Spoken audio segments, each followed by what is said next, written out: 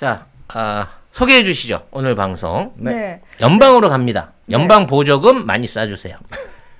자, 지금 사실 태국에서는 몇 달째 계속해서 반정부 시위가 벌어지고 있는데, 지금 태국 반정부 시위는 기존에 벌어졌던 뭐 태국 늘 뭐 왕실 찬성하는 쪽과 또 뭐 반대하는 쪽 해가지고 시위 벌어지는 곳 아니야라고 생각하셨다면, 지금 약간 차원이 다른 게 뭐냐면은, 사실은 태국에서는 그동안 왕실 모독죄가 있어가지고 시위가 아무리 많이 벌어져도 어떤 군부 쿠데타에 대한 반대를 하거나 정치인에 대한 반대 얘기는 나와도 왕실에 대한 얘기는 공식적으로 나온 적이 단 한 번도 없거든요. 그런데 이번 태국 반정부 시위는 초점이 군주제에 맞춰져 있습니다. 지금 이 군주제 그러니까, 개혁을 요구하는 목소리가 터져 나오기 시작했다는 겁니다. 타겟이 정치 권력, 그러니까 뭐 군부가 됐든 뭐 민간 정부가 됐든 기존의 정부에 대한 불만으로 가던 게 처음으로, 태국 역사상 처음으로 태국 국왕에 대한 노골적인 불만이 제기되기 시작했다는 점에서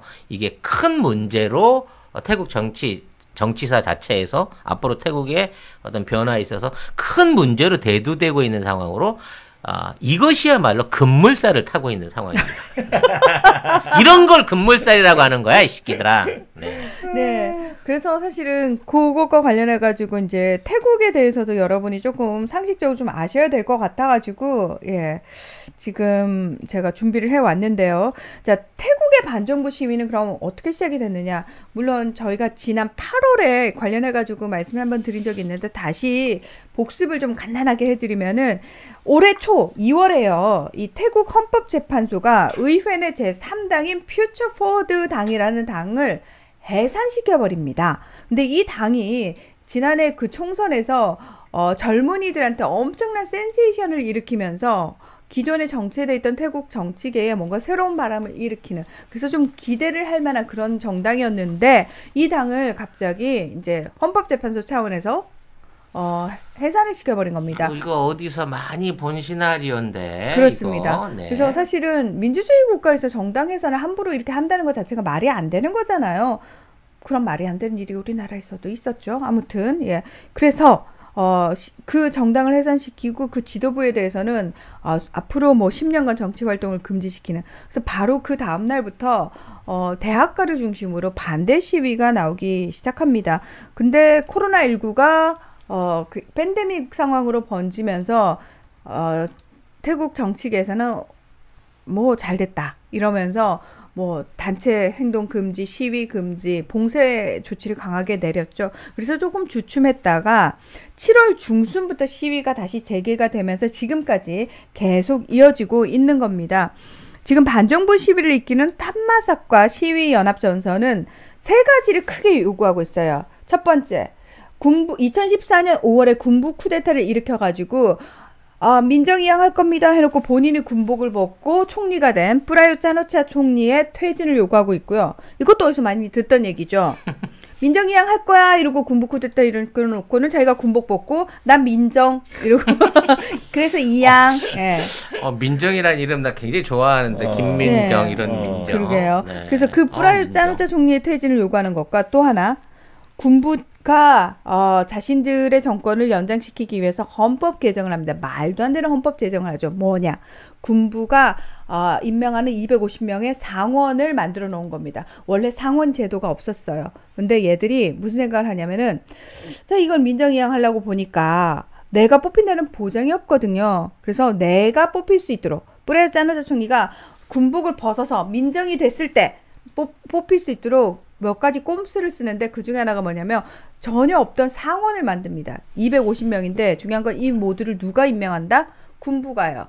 그러니까 체육관 선거로 250명을 기존에 박아놓은 상태에서 다시 선거를 해갖고 뽑는 거기 때문에, 총리는 어차피 의원들이 뽑는 거거든요. 근데 보세요. 250석을 가지고 시작하면 이 사람이 안 될래 안 될 수가 없는 거죠. 그래서 결과적으로는 독재 연장인 건데 마치 이게 민정인 것처럼. 그렇죠.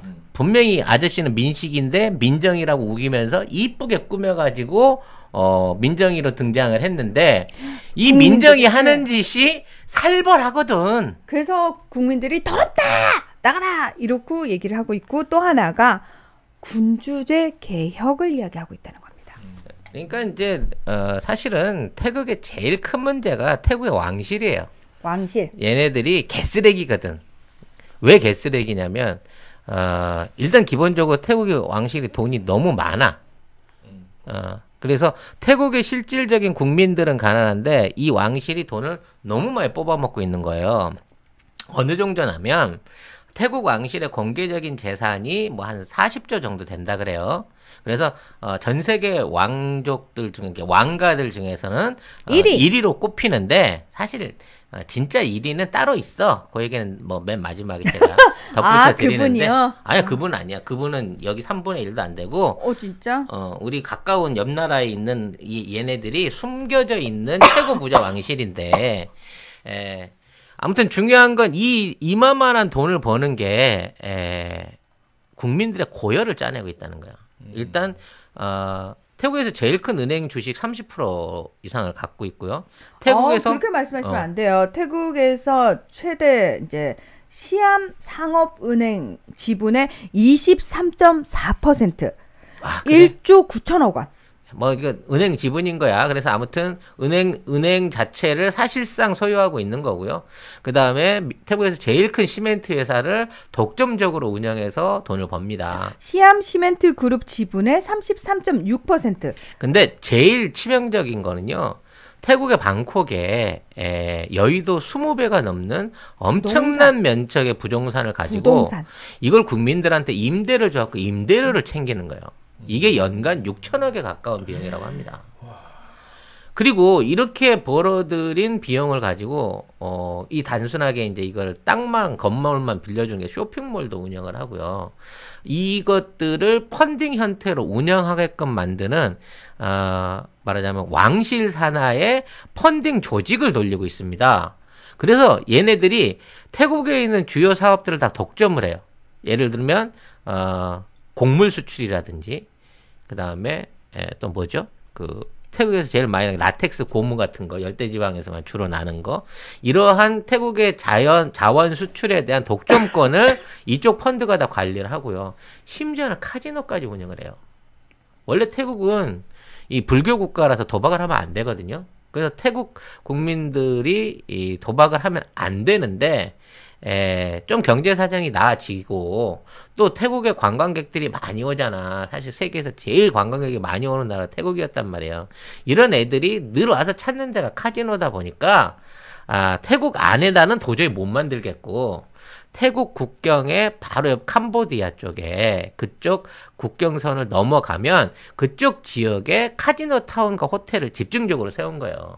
근데 이 돈이 태국 왕실에서 들어가 갖고 태국인들과 태국에 온 관광객들이 그쪽으로 코스로 가가지고 도박을 해요. 그래서 거기서 왕실이 돈을 챙기는 거야. 가보신 건 아니죠? 거기까지는 안 가봤어요. 제가 더위를 많이 타가지고 네네네. 방콕에 마카오까지만 가셨나요? 방콕에 잠깐 가긴 했습니다만 호텔에만 있다가 그냥 왔고요. 네, 그쪽은 못 가봤어요. 참 안타까운 일이지만 다행한 일이지만 네, 아무튼 그만큼 이 왕실이 돈을 벌어들이는 방식이 피도 눈물도 없는 거야. 근데 이번에 코로나 사태 또 있었고 지속적으로 어떤 뭐 태국의 경기가 하향 수준인데 비해서 너무 뭘 안 쓰네 왕실이. 내탕금을 쓴다든지 국민들을 위해서 뭘 좀 내놓는다든지 뭐 이런 게 좀 있어야 되는데 이런 게 일절 없이 임대료 한 푼을 안 깎아주면서 계속해서 돈을 받아 처먹으니까 돈을 받아서 계속 부자가 되시니까 아니 전 왕은 이렇게 안 하셨는데 왜 우리 왕은 이렇게 쓰레기지라는 불만이 계속 생기게 된단 말이에요. 자, 그러면 지금 태국의 현실이 어떤지 말씀을 드리겠습니다. 대다수 국민이 월 수입 40만 원 이하인 불평등 지수 전 세계 3위, 아시아 국가 중에서는 1위입니다. 그리고 이 왕에 대해서 사실 공식적으로 얘기하는 것 자체가 모독죄에 걸리기 때문에 괜찮아, 우린 태국 국민 아니야. 그러나 태국에 못 가지. 이제 못 가지. 못 가지. 네. 이제는 못 갑니다. 혼났지. 여러분 태국 가셔가지고 정말 조심하셔야 돼요. 15년형까지 선고받을 수 있습니다. 예. 외국인도 해당됩니다. 예, 해당됩니다. 네. 그런 거 안 따집니다. 뭐 우리나라 외교부에 빼줘요 이런 거 안 돼요. 예, 네. 조심하셔야 돼요. 자, 근데 이 사람이 그전 국왕 지 아버지하고는 너무 다르게 막장이에요. 결혼도 3번 하고 이혼도 3번 하고 지멋대로 100년 만에 후궁을 또 들이네. 그랬다가 또 후궁 마음에 안 든다고 내쳤다가 그렇지. 또 불러들이고 또라이야. 외국에 예. 부동산도 많고요. 외국에 외국인 현지처도 많다라는 썰이 있어요. 근데 네. 뭐 내가 확인한 건 아닌데. 아무튼 그리고 국가재산의 70%를 상위 2%의 사람들이 독점을 합니다. 이건 우리나라도 뭐 크게 다르진 않은 것 같은데. 우리나라는 그래도 한 7%. 7%? 네. 아, 여기는 예. 이제 2%. 2%. 심하지 2%면. 아무튼 예. 그리고 이거는 태국 현지 언론 보도인데요. 코로나19 발생 후 올 상반기 생활고 등으로 태국 내 자산율이 22% 증가했대요. 그리고 태국의 정치학자 잔지라 솜바트 푼시리가 독일 슈피겔과의 인터뷰에서 뭐라고 얘기를 했냐면 올해 말까지 태국 인구 6,900만 명 중에서 약 1,400만 명이 실업자가 될 것으로 전망이 된다. 근데 태국 정부의 부정부패 스캔들은 오히려 증가하고 있어서 국민은 정부에 대한 신뢰를 잃었다 이렇게 지적을 했는데 자 이전 국왕은 사실 그래도 국민들의 그러니까 왜 그전에는 그럼 군주제 개혁이라든지 왕실에 대한 문제 제기가 안 나왔냐. 라마 9세 푸미폰 아두나데 국왕은 사실 국민들한테 굉장히 선망받던 존경받던 국왕입니다. 70년 했어요. 국왕만. 나이가 70이 아니라 국왕만 70년 재위를 했어요. 와. 전 세계에서 19살에 본인이 국왕의 즉위를 했거든요. 이분이 전 세계에서 최장수인데 70년 126일. 근데 이분이 서거하신 후에 자, 2016년 12월 현 국왕인 라마 10세 마하 와칠랑롱꼰이 즉위를 했는데 이 사람이 왕세자 시절부터 겁나 이상한 기행들을 많이 하고 다녀가지고 약간 사도세자 비슷한 거야. 아버지가 너무 오래 사니까 얼마나 스트레스 받겠니? 내가 이러다가 아버지가 안 돌아가시면 이러다 그냥 에이. 왕도 못 해보고 가는 거 아니야? 그렇다고 뭐 영국의 찰스 왕세자는 그러나? 그러네. 네. 아니 그 양반도 삐져가지고 민간이랑 결혼하면서 왕이 던졌잖아. 우리 엄마 안 돌아가셔. 나 왕 안 할래 이러고 그냥 바로 간 거잖아. 그래서 영국 국민들도 너보다 네 아들 이러고 있어. 예, 아무튼 그런 상황인데 문제는 뭐냐? 코로나19 사태 내내 독일 별장에서 머물렀어요. 그러니까. 태국 내에 있지 않았어요. 국왕인데.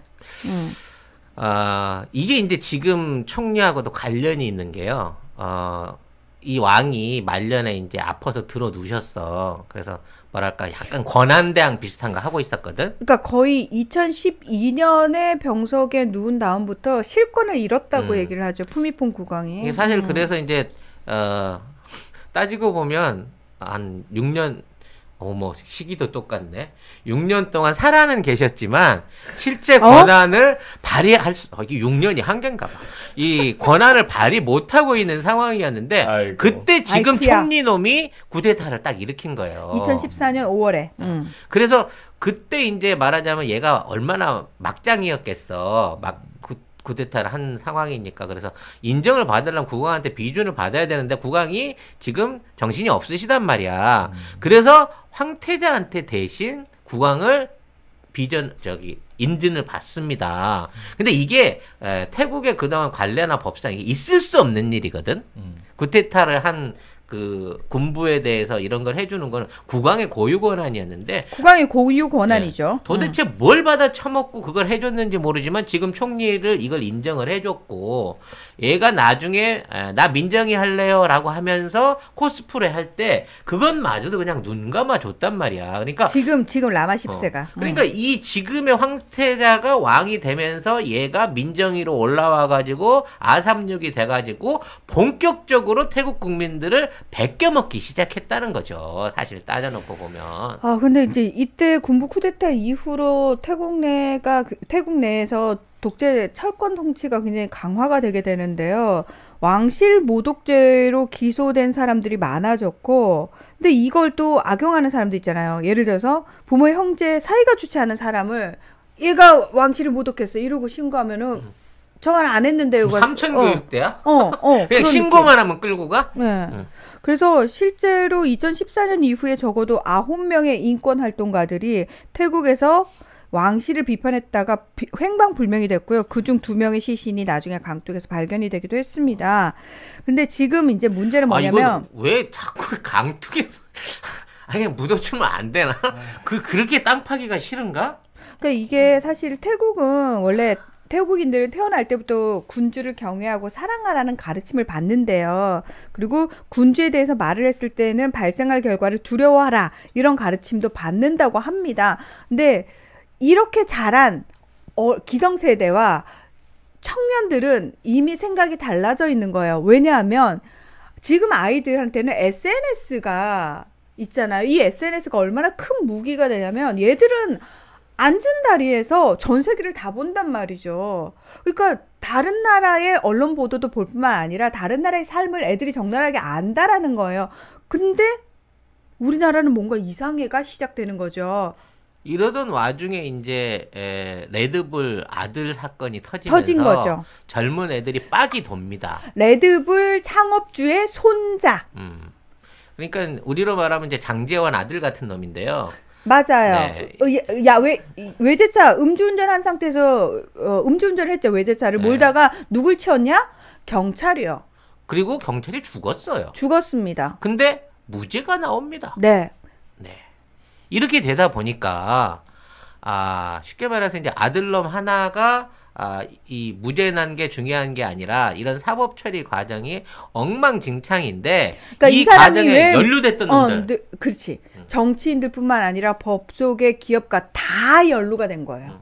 그러니까 뭐 유전무죄 뭐 이런 식으로 표현하는데 그냥 우리나라에서는 장제원 아들 사건이라고 이해하면 그냥 쉬워요. 그래서 이 사건이 터지게 되면서 이 젊은 친구들을 중심으로 SNS를 중심으로 해갖고 우리 왕실 태국 이거 이대로 가면 안 돼. 이거 바꿔야 돼. 라고 하는 시위가 본격화되기 시작했다는 거죠. 경찰이 죽었는데 더 슬픈 게 뭔지 아세요? 그 경찰이 근무 중이었거든요. 근데 그러면 사실 자기 동료 경찰이 죽은 거잖아요.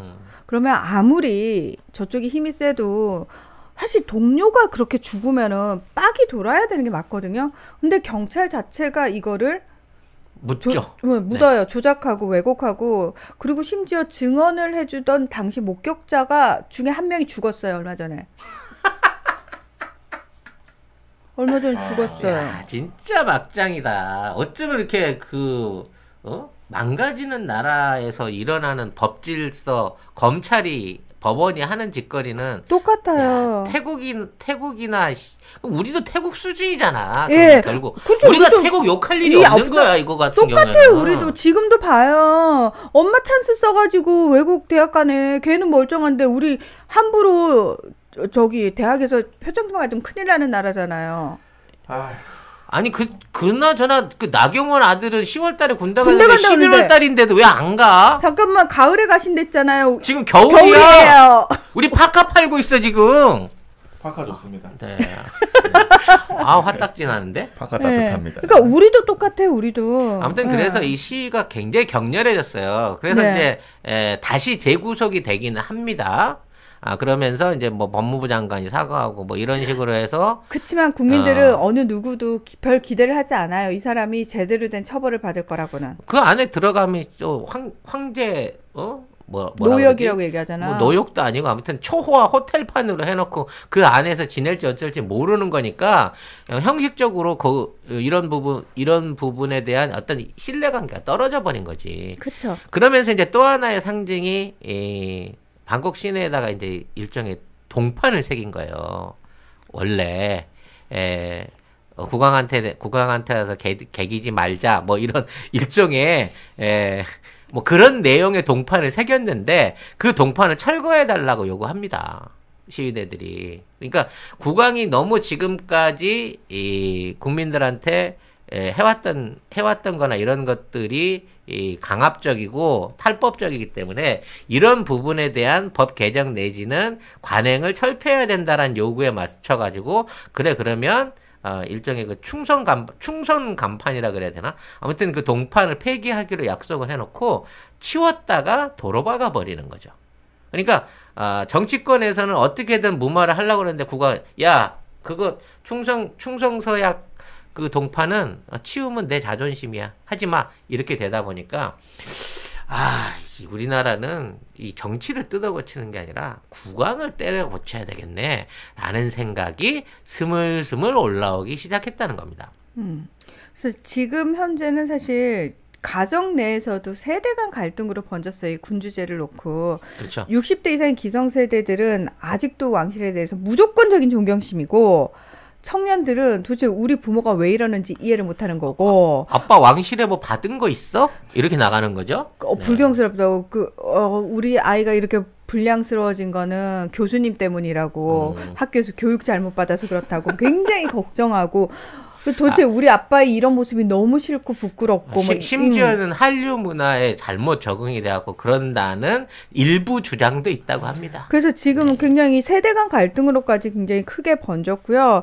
그 말씀하신 그 동판과 관련해가지고 조금 자세히 설명을 해드리면은 사실은 원래 태국은 지금 정확하게 말씀드리면 입헌 군주제예요. 그러니까 실권이 왕이 아니라 총리에게 있어요. 정치계가 가지고 있는 건데 원래 그 1932년까지는 전제군주제였어요. 태국이. 그러니까 왕이 모든 걸 독점하는. 근데 1932년에 입헌 군주제로 군부와 이제 시민혁명으로 바뀌게 되는 건데요. 자, 요때 이제 태국 같은 경우에는 사실 아시아태평양 전쟁 제2차 세계대전에 피해에서 한 발 떨어져 있을 수 있었던 이유가 뭐냐면은 요때 이제 일본군한테 협조를 했다가 바로 또 연합군으로 붙거든요. 그러니까 요걸 너무 잘한 거죠. 그래가지고 요러면서 그 푸미폰 라마 9세 국왕이 19살에 이제 입헌 군주제 하에 국왕으로 딱 들어서게 되는데 이분이 그래도 이제 그 당시에 스위스에서 공부를 하고 있다가 이제 본인이 국왕이 된 케이스인데 나름 굉장히 태국 국민들을 위해서 애를 워낙 많이 쓰셔가지고 그러니까 군주제를 우리가 무너뜨렸는데 절대왕정을 무너뜨렸는데 다시 군주제를 해야 돼?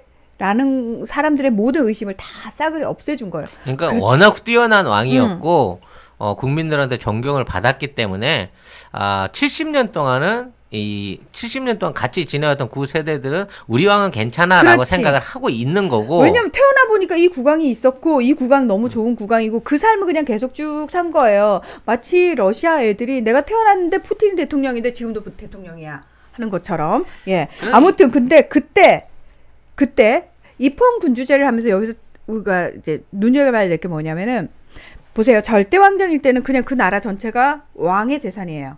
그렇죠?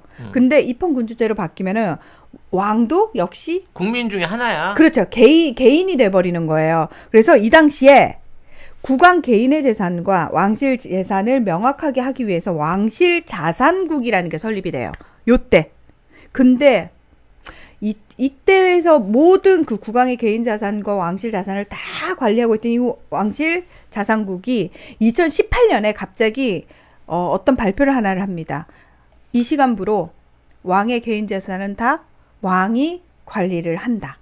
쉽게 말하면 아버지 때부터 왕실의 재산을 왕이 직접 이익에 관여 안 한다는 거야. 그렇죠. 탕평책에 의해 갖고 왕이 이권에 개입하지 않는다는 걸로 해갖고 이렇게 전문 경영인을 통해서 맡겨놨는데 사실 그때도 왕이기 때문에 아까 얘기한 대로 조금 특혜를 일부 받기는 받았어. 하지만 이걸 노골적으로 내 거라고 주장하지는 않았다는 거지 왕가가. 근데 아버지 아파갖고 들어누워 있는 사이에 새 총리 들어오자마자 법을 바꿔가지고 법을 바꾼 게 아니지. 그냥 선언한 걸로 해서 총리가 인정해주는 마치 그게 법인 것처럼 돼가지고 이게 개인 재산이 딱 된 거예요. 그러자마자 바로 외국에 별장 사러 나간 거야. 요트 사러 나간 거야 얘는. 그래서 그 동파는 아까 말씀드린 그 절대 왕정을 무너뜨린 1932년에 이 무열혁명을 기념해서 그 왕궁 바로 옆에 사남 루엉 광장에 이 혁명 기념판이 설치가 됐는데요. 이 현 라마 10세가 즉위한 이후 2017년 4월에 갑자기 없어졌어요. 이 동판. 누군가가 없애버린 거죠. 예. 누가 없앴을까요? 예. 그래서 지난 9월 20일에 시위대가 광장 바닥에 이 나라는 국민의 것임을 국민은 이 자리에서 선포한다라는 제2의 민주화 혁명 기념 동판을 설치를 하게 되는데 요거 그 다음날 경찰이 떼갑니다. 예. 거의 태국 입장에서 소녀상 같은 거지. 네. 이 그렇습니다. 나라가 국민의 나라라고 선언하는 것 자체가 불경한 거지. 그렇죠. 네. 그러면 이건 해보겠다는 거죠. 왕실이 국민들하고 한번 해보겠다는 거지. 아니, 그럼 뭐 당연한 거죠. 그리고 사실 태국 왕실의 자산 가치가 사실은 외국 언론에서는 이미 다 보도가 되거든요. 중요한 거는 태국 내부에서는 이 보도가 안 나온다는 거예요. 그러니까 왕이 얼마나 부자인지 지들이 잘 몰라요. 몰라요. 지들이 무슨 뭐 월세 내고 뭐 백화점에서 이게 한 코너 운영해서 장사하면서 이게 왕의 것인지 이게 왕한테 모르는 임대료가 거죠. 이렇게 가는 건지를 모르는 거야. 또 이 왕실 관리국에서 벌어들이는 연간 수천억 원. 이게 임대료만 해도 6천억인데 뭐 쇼핑센터니 백화점이니 카지노니 뭐 수출입 무역하는데 얼마나 많이 벌겠어. 이 벌어들이는 돈에 대한 제대로 된 과세가 이루어지고 있는지도 전혀 보고된 바가 없다는 거예요. 그러나 지금 SNS를 충분히 활용하는 젊은 세대들은 이걸 외국 언론을 보고 다 아는 거예요.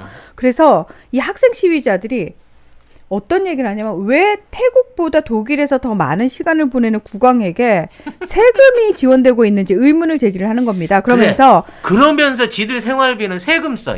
그러니까요. 세금으로 지원되는 왕실 자산 사업 중단, 왕실 자산과 국왕 재임 재산의 분리를 또다시 요구를 하고 나온 겁니다. 그러면서 요즘 젊은 친구들은 더 스마트해졌어요. 여기서 끝난 게 아니에요. 왕이 주로 가 있는 데가 어디다? 독일이잖아요.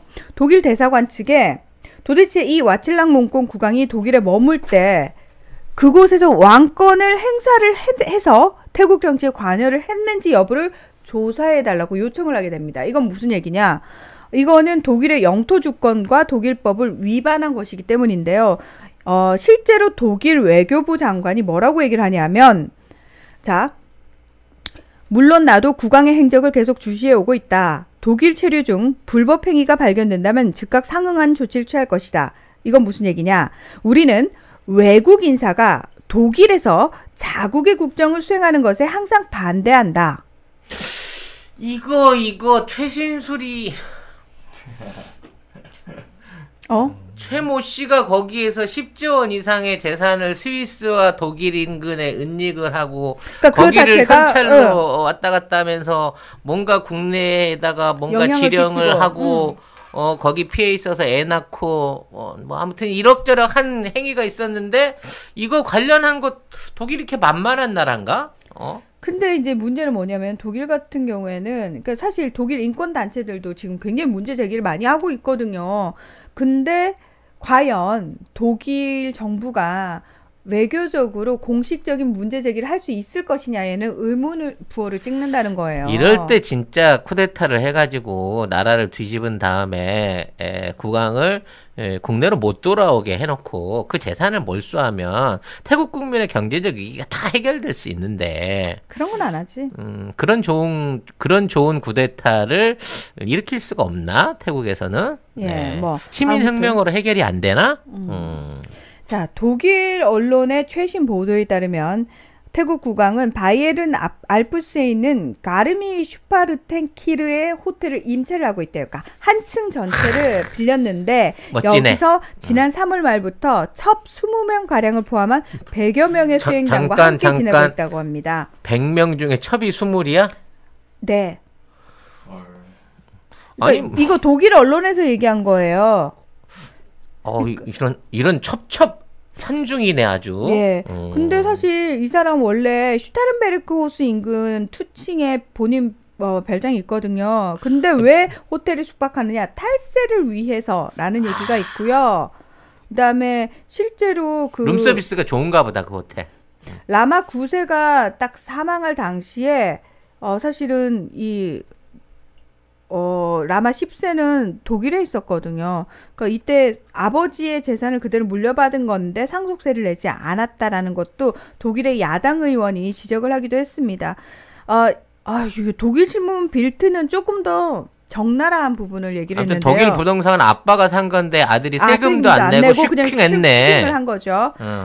아이고, 이 와칠랑 롱콘이 독일 내 고급 호텔에 과거 술탄이 후궁들과 여흥을 즐겼던 하렘과 비슷한 공간을 꾸몄고 후궁 신이 그럼 전임 아버지부터 쓰던 거 아니야? 그러면? 아버지는 아예 태국을 잘 안 나가셨죠. 태국 밖으로. 아, 그렇구나. 네. 후궁 신이 낫도 그것으로 불러들였다고 폭로를 했고요. 아이구야. 군인들을 보초를 세운 다음에 태국에서 가져온 보물과 골동품들로 장식한 오락실에서 시간을 보냈다고 합니다. 코로나로 인한 경기 침체로 힘들어하는 자국민들을 돌보지 않고 해외에서 자신만의 호화로운 생활을 하셨답니다. 아마 현존하는 그 다른 나라 국왕들에 비해서는 이제 뭐 노블리스 오블리제는 기대도 못 하겠지만 거의 최강의 쓰레기네 이 정도면. 쓰레기죠. 진짜 쓰레기죠. 네. 이 사람은요. 예, 진짜 쓰레기죠. 예. 이 정도 첩첩이면요 거의 그 백두대간이에요. 네. 백두대간은 예. 네, 아주 깊은 산속이야 이 정도 되면. 네. 쉽게 못 나오죠 한번 들어가면. 게다가 사실 이 사람이 개인적으로 비행기 되게 좋아한대요. 비행기도? 예, 비행기를 좋아해서 본인이 몇 대 소유하고 있게 해요. 그것도 한 대가 아니라 여러 대야? 에이.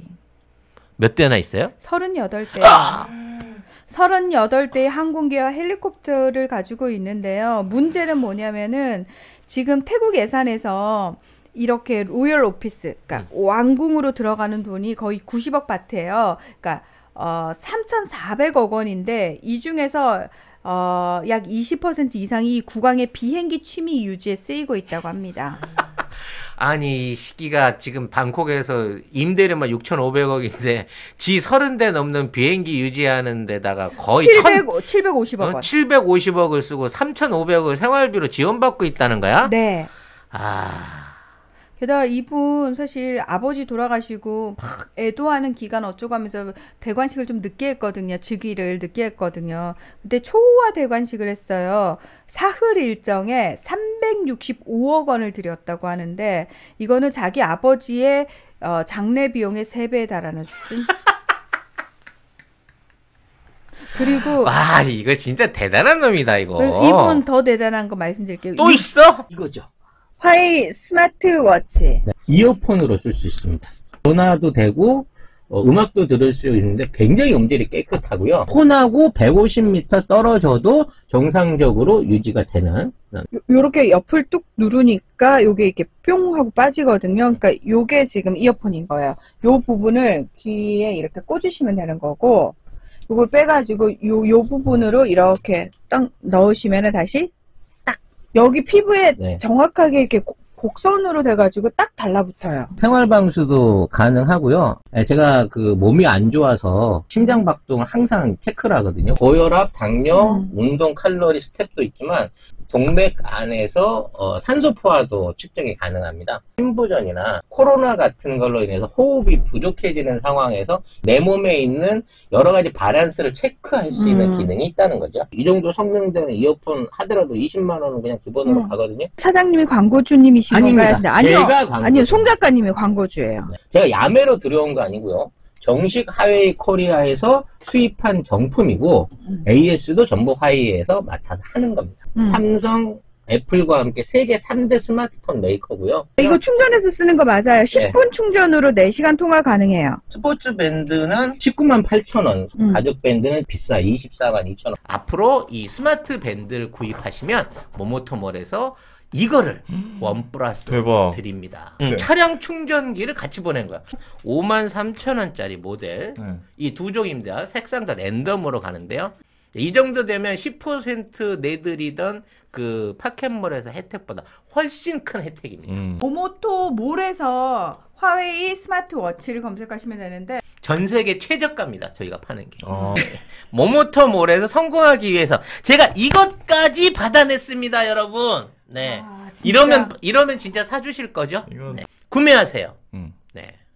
구매해 주시고 인증샷 올리면 송 작가의 선물 화장품 3종 세트 갑니다, 여러분. 600캐럿에 달하는 다이아몬드를 구입을 했대요. 600캐럿이면은 나는 약간 이만하지 않을까? 아니, 이런 거를 어디다 써요? 이거 목에다 매달 수도 없고 여기 손가락이 뭐 할 수도 없는데 이런 걸 왜 사는 거지?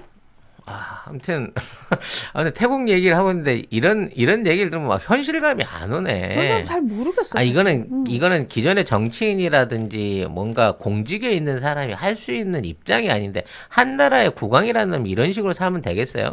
지금 그나마 바로 옆 동네에 있는 브루나이 국왕 같은 경우에도 같은 아세안 국가잖아요. 네. 이 사람도 뭐 세계 1, 2 부자거든, 왕실로. 거기는 산유국이잖아요. 근데 뭐 워낙 조그만 나라인데 산유국이다 보니까 워낙 돈이 많잖아. 근데 네. 이 사람은 비록 왕이라고 하더라도 그 돈을 전부 다 백성들한테 쓰거든. 그러니까 백성들의 불만이 터져 나오지 않을 정도로 관리를 해주죠. 예, 맞아요. 아무튼 뭐 그 왕이 초청해가지고 왕궁에 1년에 2번씩 파티하고 뭐 세뱃돈 나눠주고 뭐 이런 거를 떠나서라도 기본적으로 왕이라는 자의 위치는 그 밑에 백성이 있어야지 그 왕이 있는 거지.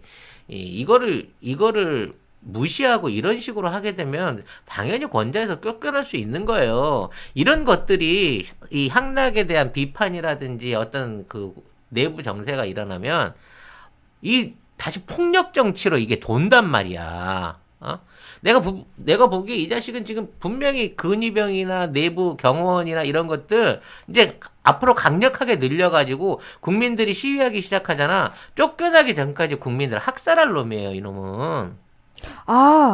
사실 이것도 지금 라마 10세 들어서서 약간 달라진 부분이 있는데 이게 눈여겨봐야 될 부분이 뭐냐면은 지난해에 군 2개 연대를 국왕이 직속 부대로 만들었어요.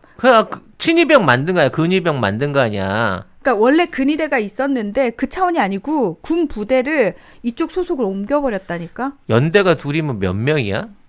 거의 한 2,000명? 3,000명 정도 되는 거잖아. 연대가 몇 명이냐? 저도 잘 모릅니다.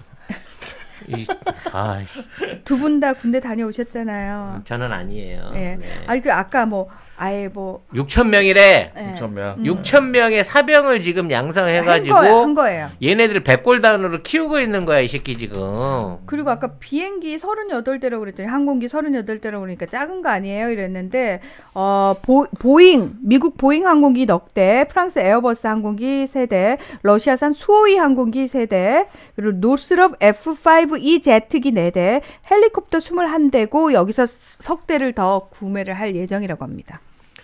이상한 취미가 있네. 스포츠카 모으는 거하고는 차원이 다르네. 네, 그냥 비행기 너무 좋아한대요.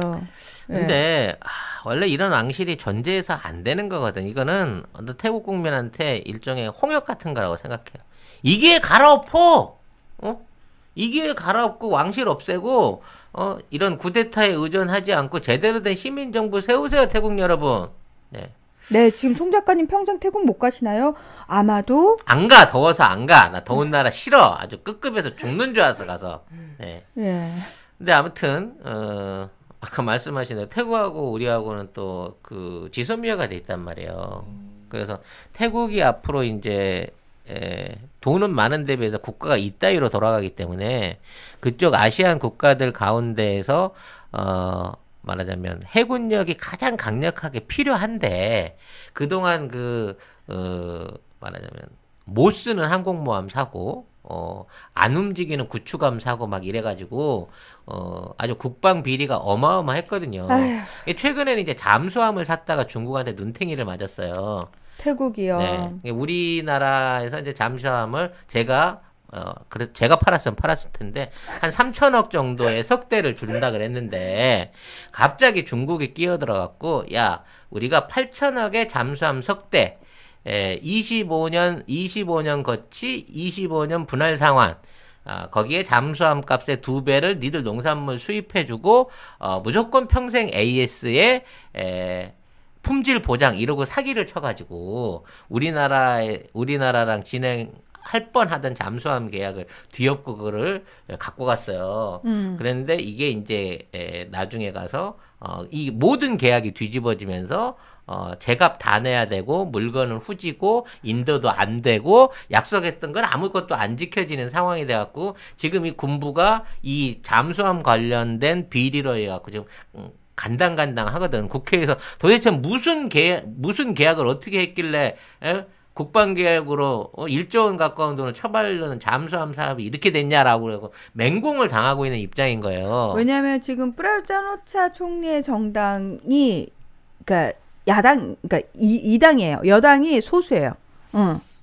그렇게 되기 때문에 결과적으로는 지금 이것 때문에 탄핵을 받을 수 있어요. 지금 총리는. 자, 이런 상황에서 국왕이 영향을 미쳐가지고 뭘 못하게끔 아예 빨리 정치를 개혁해갖고 태국도 다시 나지 않으면 옛날에 화려했던 아시안 중심국가의 태국은 앞으로 존재할 수가 없다니까. 네. 끝났지. 끝났어. 아유, 끝났어. 근데 그 태국 시위 현장에 워낙 10대, 20대들이 많이 나와 있어가지고 거기서 걔들 총 맞을까봐 나 겁나. 저도 좀 사실 좀 무서운데 이 친구들은 지금 그 K-팝 틀어놓고 춤추면서 전 세계로 본인들이 어떤 투쟁을 하고 있는지를 알리고 있다고 합니다. 그러니까 K-팝 집단 댄스를 하면서 많은 사람이 모이고 그걸 보여주는 과정에 국왕 물러나라를 하고 있기 때문에 태국에서 K-팝 지금 한류를 좋게 볼 수가 없는 입장이 되는 거야. 한류가 뭔 죄야. 거기 트와이스 노래 듣는다고 왜 한류를 금지하려고 드는 거야. 태국 니들이. 심지어 걔들이 다 한국어로 따라 불러. 그게 문제야. 왜냐면 태국어로 번역을 안 해줘서 그래. 네. 다 한국어로 따라 부르더라고요, 애들이. 저는 이제 사실 오늘 태국 얘기를 하면서 그동안 숨겨져 있는 비밀 어떤 그 왕족들의 재산 이런 것들을 좀 해보고 싶었어요. 그러니까 맞아요. 지금 왕정을 옹호하는 왕정파도 많아서 쉽지 않은 게 태국 시위의 결과예요. 맞습니다. 제가 말씀드렸잖아요. 그러니까 좀 나이 드신 분들은 그래도 좀 두고 봐야지. 70년 모셔온 아니 뭐 70년 아니겠구나. 하여튼 그동안 내가 평생 지켜온 왕조인데 어떻게 그렇게까지 의리가 없을 수 있어라고 하는데 이거 순식간에 분위기 뒤집혀요. 조금만 까지면. 지금 방금 문하나가 해준 얘기를 태국에 있는 국민들이나 이런 사람들이 이 SNS를 통해서 다 알게 됐다 그러면 바로 꽃갱이 들고 나올걸요. 그쵸. 이 내용들 이 독일 언론 이거 보면은 피 거꾸로 솟죠. 사실은 태국 사람들 지금 굶어 죽어가고 있는 판에 왕조들의 재산을 따진다고 하면 사실은 태국 왕조는 돈도 아니지. 제일 큰 왕조는 사우디 왕조. 그러니까 사우디 왕조의 전체 재산으로 해갖고 최소한 2천조 원 이상이 있을 거다. 아니면 경이 넘는다는 얘기도 있어요. 아니 근데 사우디 같은 경우에는 그냥 사우디아라비아가 사우드 가문의 아랍 왕국이잖아요. 그러니까 그 나라가 거기는 전제군주제예요, 여러분. 입헌군주제 아니고 거기는 전제군주제예요. 뭐냐? 왕실이 그 나라를 모두 먹고 있다 이거예요. 그 나라 재산 왕실이 갖고 있는 재산이 5천억이 넘는다, 2경이 넘는다, 온갖 추측이 다 있지만 아무튼 모든 국부가 왕한테 있단 말이에요. 그럼 그런 나라에서는 대학부터 시작해갖고 국민들이 할 수 있는 기본소득 같은 것들을 전부 다 나눠주면서 어떻게든 입막음을 해갖고 돌아가고 있는 나라들이 있거든. 그래서 사실상 이렇게 왕이 대놓고 돈이 많다라는 게 드러나 버리면 밑에 있는 국민들한테 이게 좀 뭐랄까 존경심을 못 받기 때문에 이런 것들을 많이 숨겨요. 이렇게 숨겨진 재산을 갖고 있는 일부 왕들이 전 세계에 존재하는데 그 다음으로 왕이 이제 푸틴으로 지금 푸틴 왕께서 러시아 왕은 아니잖아요. 왕이나 다름없지 그분 대통령. 네. 푸틴 왕조께서 약한 비공식 400조? 400조라고 하는데 500조가 이제 넘었다고 그래요. 왜냐면 이분은 이제 석유값이 오르락 내리락 할 때마다 재산이 들쑥날쑥 하시는 분인데 이분이 사실상으로는 이제 그 2대 왕조에 가까우신 분인데 우리 이제 윗동네에 사는 김씨 왕조 같은 경우에는 졸라 가난해. 10조 원도 안 된다는 얘기가 있어요. 이제 그거를 이제 비난을 하기 위해서 김일성 일가 3부자가 갖고 있는 재산이 얼마다라고 얘기하는데 어떻게 털어내려고 해도 나라가 하도 가난해 놓으니까 예를 들어 북한의 김정은이 땅을 1000만 평, 1억 평을 갖고 있다 그래도 가지고 있어 본데 돈이 안 되고 얘가 어디 해외에 벨장이 있다든지 무슨 초호화 요트가 있다 그랬거든. 근데 그 초호화 요트가 있단 말은 있는데 이게 목격이 안 돼요. 그래서 뭐라고 하냐면 김정은은 초호화 요트 뭐 1조 원짜리가 있는데 원산 앞에 동굴에다 숨겨놔갖고 우리가 발견을 못한 거야. 그럴 거면 요트를 왜 타니? 기본적으로. 그래서 기본적으로 북한 왕조가 막 10조가 있네, 뭐 비자금이 40조네. 이거는 사실은 좀 근거가 미약해요. 현금을 얼마나 주고 있는지는 모르겠지만. 근데 우리가 잘 모르고 있는데 세계에서 최고 부자인 왕조가 일본 왕조란 말이야. 일본 왕조. 저는 지금 그 말이 사실 되게 충격이었어요.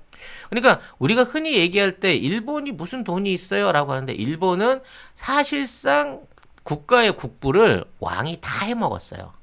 이걸 어느 시절에 해먹었냐면 이건 진실입니다. 일본 책에 나온 거니까.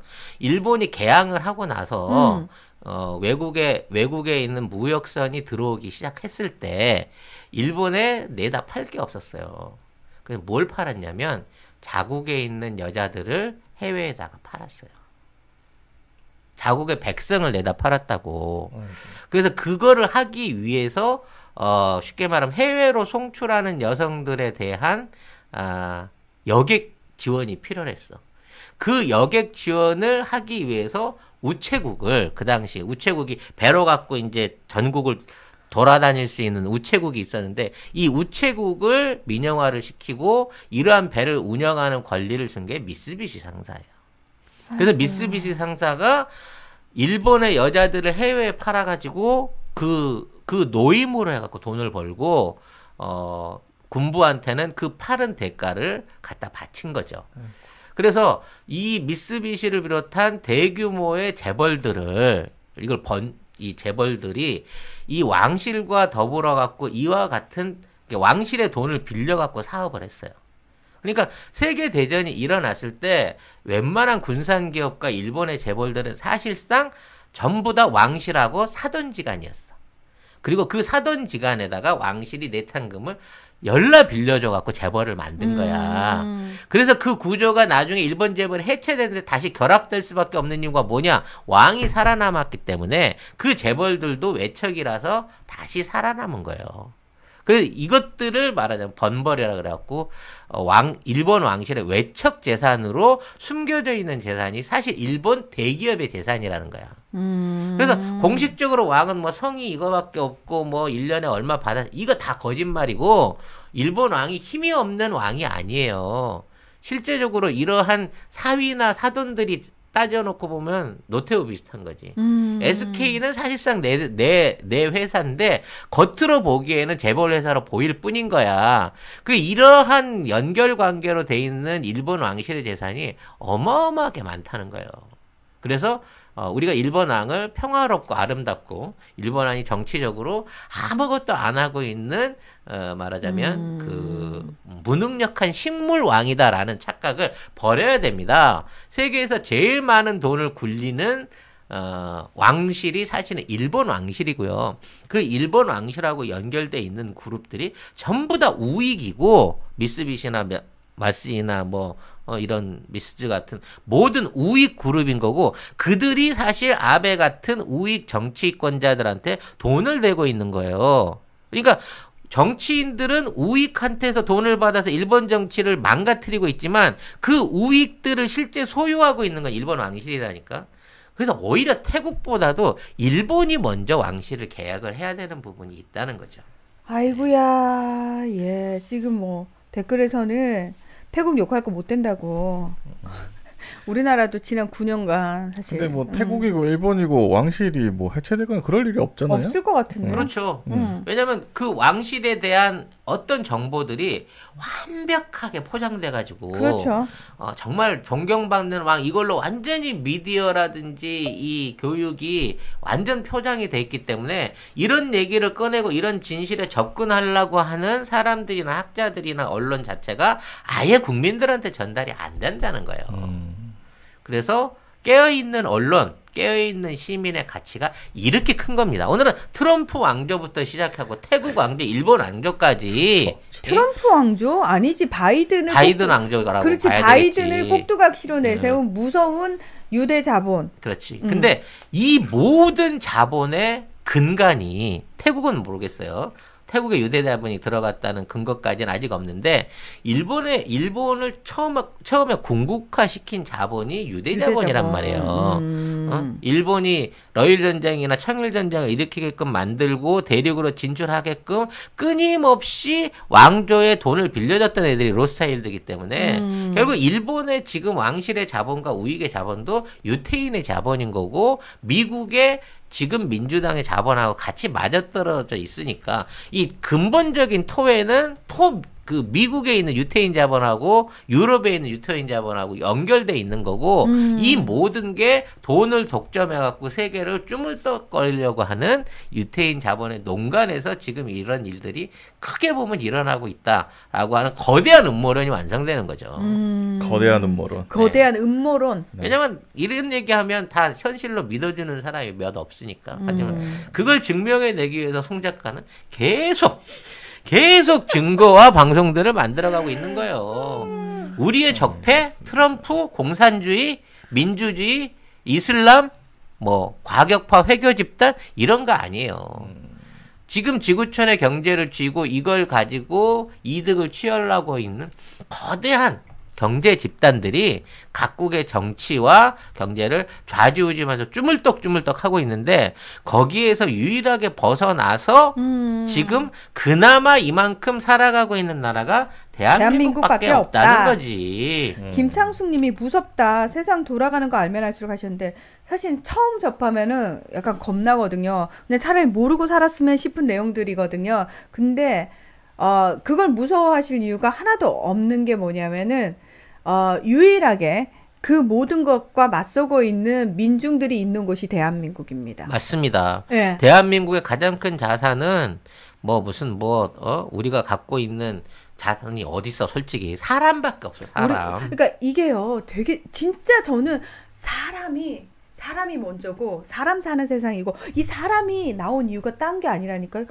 이 땅을 지키고 살아온 사람들이 정말 전 세계적으로 대단한 사람들이라니까요.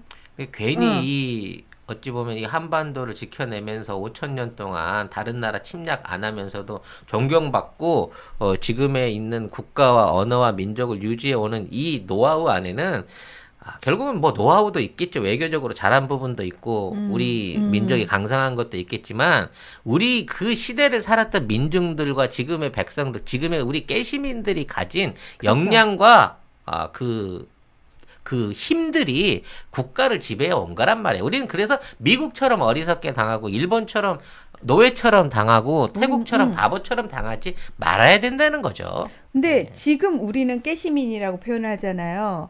이전에 여러분 역사 배우면서 잠깐씩 등장하는 밀란들 보시면은 그 밀란을 일으키는 중심 세력들이 다 누구냐면 진짜 하층민들이에요. 노비들이고. 근데 다른 나라의 밀란은요, 이 밀란을 이용해갖고 그 밀란을 정치적으로 이용해 먹던 대가리들이 그렇죠. 결국 모든 성과를 갖고 가요. 그렇죠. 그러니까 혁명이니 뭐 밀란이니 뭐 이런 거 일어나봐야 결국 도루묵이야. 그렇죠. 대가리만 바뀌지 서민의 생활이 바뀌지 않아요. 하지만 대한민국이 일어난 시민혁명은 진짜 많은 것들을 바꿔나가고 있다는 겁니다. 그러니까 우리 DNA가 되게 신기해요. 그러니까 저는 그게 이렇게 표현하기도 하잖아요. 도대체 지금 댓글에도 그 질문이 있는데 우리 이 깨시민들을 지탱하는 사상이 뭘까? 우리는 어찌하여 노무현 대통령, 문재인 대통령 같은 대통령이 나오고 김대중 대통령 같은 대통령이 그래도 나와가지고 나라를 위기에서 구해내냐는 거죠. 네. 저는 어떤 분이 그 얘기를 하셨잖아요. 저는 집단 지성이 딴 의미가 아니라고 생각해요. 여러 명이 힘 합쳐서 우리가 좋은 결과를 도출해내자 이게 아니라 그 땅에만 흐르는 그 오랜 세월 그 땅을 지켜온 사람들 몇몇이 이어온 그러니까 진짜 몸속에 체화된 DNA라고 표현을 하잖아요.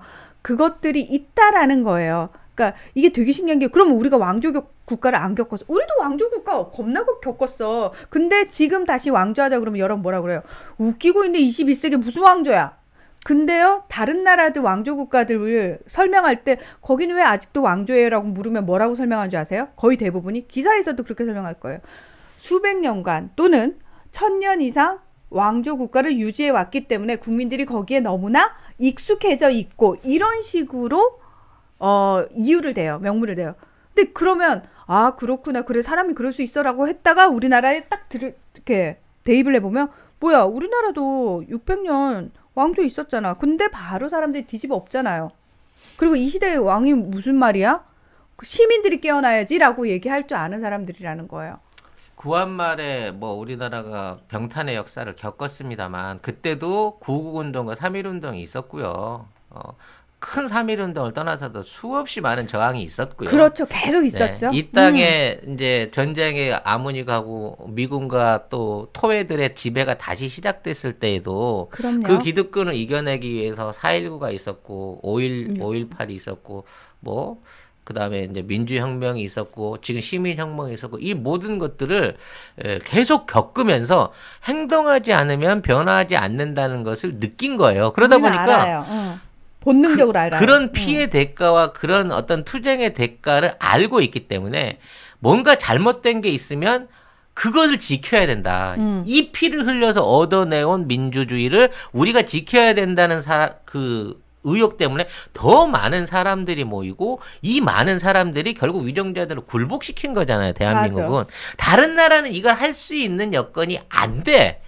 그 안 되는 것 자체의 나라들이 대한민국을 볼 때는 그 사람들의 백성들이 볼 때는 얼마나 우리 국민이 위대할 것이며 대한민국의 정치와 외교가 지금 이렇게 전 세계적인 어떤 파란 속에서도 세계 중심 국가로 커 올라오는 걸 보면서 그 나라의 위정자는 우리의 대통령과 우리의 정부와 대한민국이라는 국격에 대해서 어떻게 생각하겠냐는 거죠. 그래서 홍콩도 그렇고 태국도 그렇고 지금 사실 반정부 시위 벌어지고 있는 곳에서 청년들이 중심이 된 나라들 있잖아요.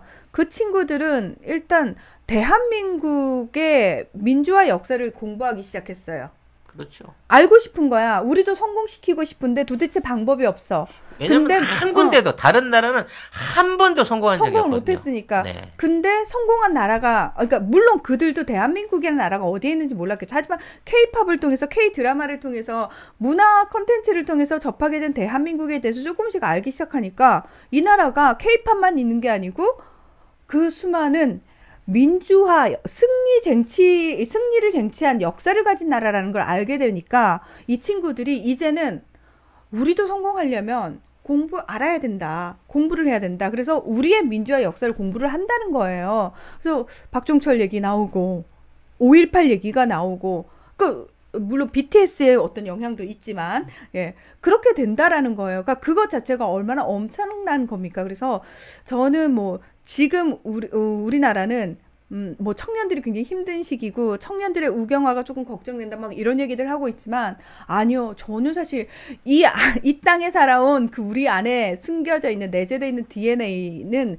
절대 걱정할 게 없다. 그리고 지금 이 순간에 사실 여러분 몇 시간째 들어와가지고 이 방송 보고 계신 여러분 왜 이거 보고 계십니까? 그리고 심지어 여러분이 자기 돈 써가면서 이거 보고 계시잖아요. 그러니까 저는 그게 우리의 힘이라는 거예요.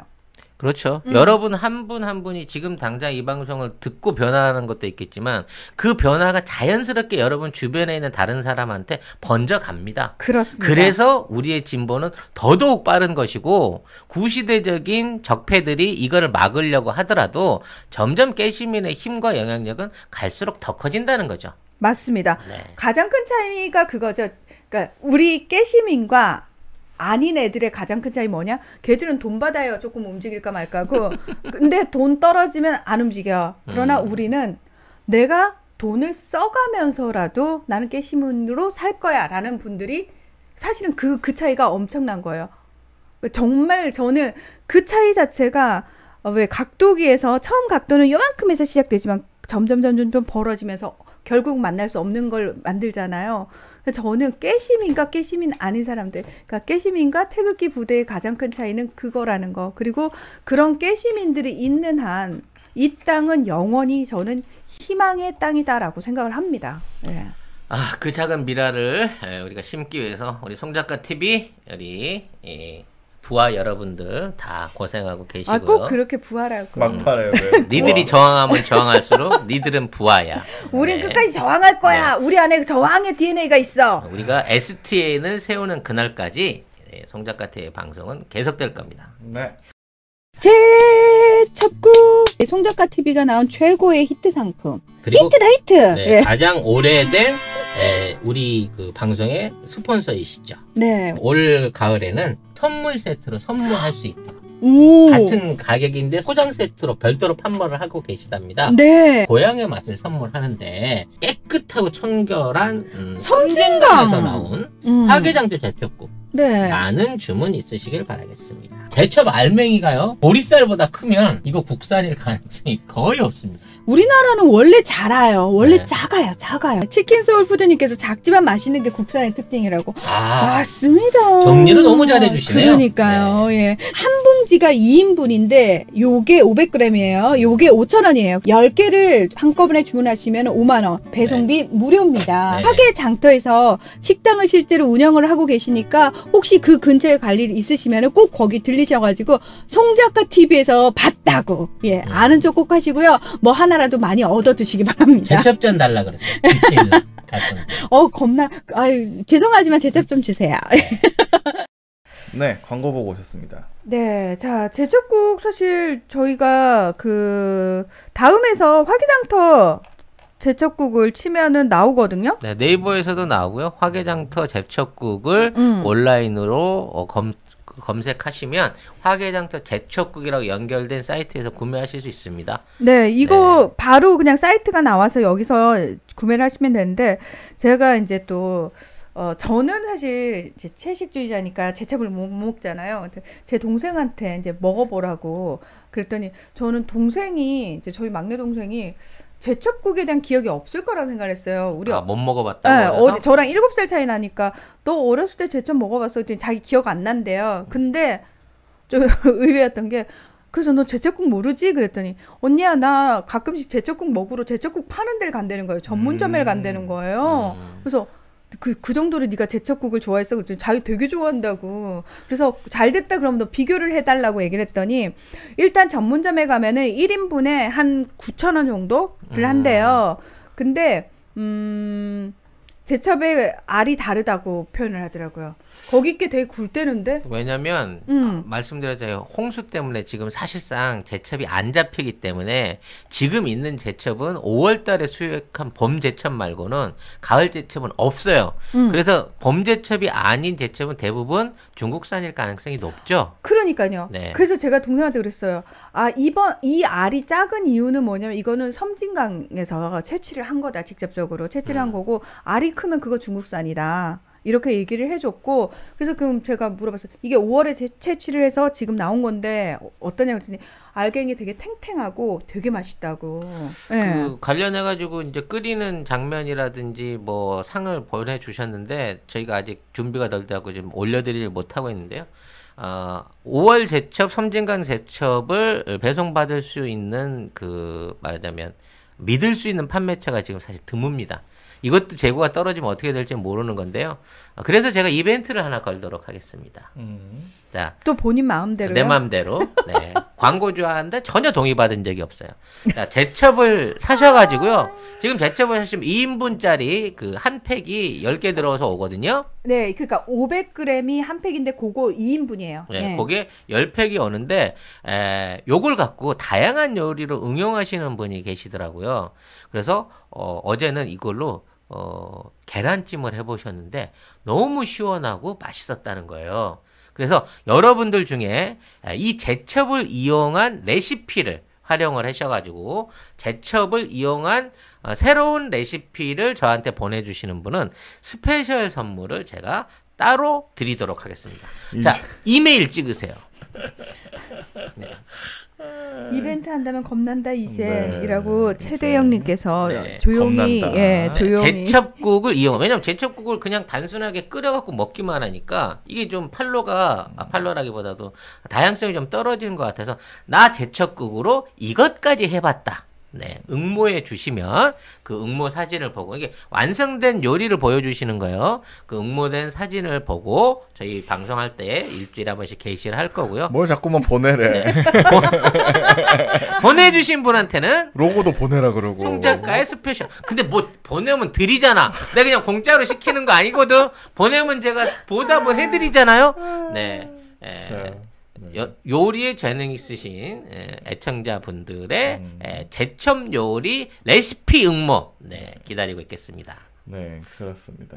예. 빨리 그 굿즈가 나와야 티셔츠를 상품으로 걸고 예, 여러분들한테 얼른 이걸 할 텐데. 마무리를 네. 해야 되겠네요. 또 네. 이제 멀리 가시네요. 자, 네. 네, 오늘 저희가 11시 되기 전부터 방송 시작해가지고 지금까지 쭉 많이 했네요. 네. 2시간 여러분, 40분 했네. 아니 저는 이렇게 시간이 간 줄도 몰랐어요. 네, 너무 방송에 푹 빠져가지고 들으시는 분들께도 그런 방송이었으면 참 좋겠다라는 바람이 있고요.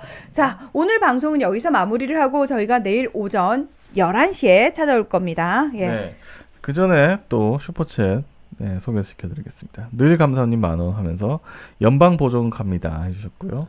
서순천님하고 키그마그님께서 채식주의자 오셨습니다. 감사합니다. 그리고 미미콜모님께서 US $20 하시면서 넣어도 이렇게 하셨고 SVD넷님께서 호주 달러로 $10 방송 잘 보고 있습니다 하셨고 송현주님 5,000원 했습니다. 그 다음에 마뉴키님 만원 해주셨고 그 다음에 데이비드 필님께서 송 작가님 외계인 비누 구입 후 피땀 눈물 세트 받았습니다.